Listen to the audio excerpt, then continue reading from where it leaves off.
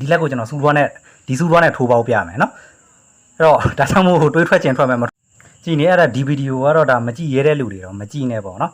နည်းနည်းပါးပါးတွေးထွက်တန်ယူလည်းဖြစ်နိုင်တယ်ပြောချင်တာကကျွန်တော်ဒီစက်ပြင်ဆရာတွေပေါ့နော်ကျွန်တော်တို့ကဒီဥစားပေါ့တော်ရုံတိုင်ရုံထိခိုက်တိုင်ရတာလက်တွေရတာတော့ဘာမှမဖြစ်ဘူးဘာမှဖြစ်ဘူးဆိုတာရိုးနေပြီပေါ့လေနော်တော်ရုံတိုင်ရုံဒီလက်တွေပါတွေရိုက်ခွဲတာမိတာပဲ့ကုန်တာတော့တိတ်မနာတော့ဘူးလို့တောင်ပြောလို့ရဥပမာကျွန်တော်ဒီလက်ပေါ်မှာကျွန်တော်ဒီလက်ကိုကျွန်တော်စူလွားနဲ့ဒီစူလွားနဲ့ထိုးပေါက်ပြမယ်နော်အဲ့တော့ဒါကြောင့်မို့တွေးထွက်ကျင်ထွက်မယ်မထွက်ကျင်မထွက်ဘူးဒါကတော့အာမမခံဘူးပေါ့လေနော်ဘာမှမဖြစ်ဘူးဆိုတော့ပြောပြရပါအဲ့တော့စူလွားစင်မစစ်ကိုတစ်ချက်ကြည့်မယ်နော်တော့ကြာငါစူလွားအတူကြီးနဲ့ထိုးပြပါတယ်တော့နောက်ဟုတ်လားစစ်တယ်နော်စူလွားစစ်နော်ဒီပါနော်စူလွားကိုတစ်ချက်တည်းထိုးပေါက်ပြမယ်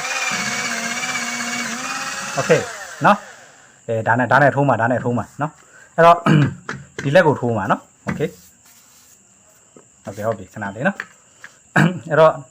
ဒီလက်ပေါ်မှာကျွန်တော်ကစဝိုင်းဝိုင်းပြီးတော့အလဲတက်ကိုထိုးပေါက်ပြမယ်ဒီစူလွားနဲ့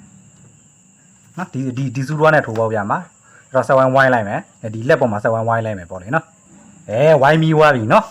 ဘောပင်လေးနဲ့ကျွန်တော်ဝိုင်းပြီးသွားပြီဒီရဲ့အလဲတက်ကိုဒါကျွန်တော်ထိုးပေါက်ပြမှာပေါ့လေနော်နောက်ဆိုရင်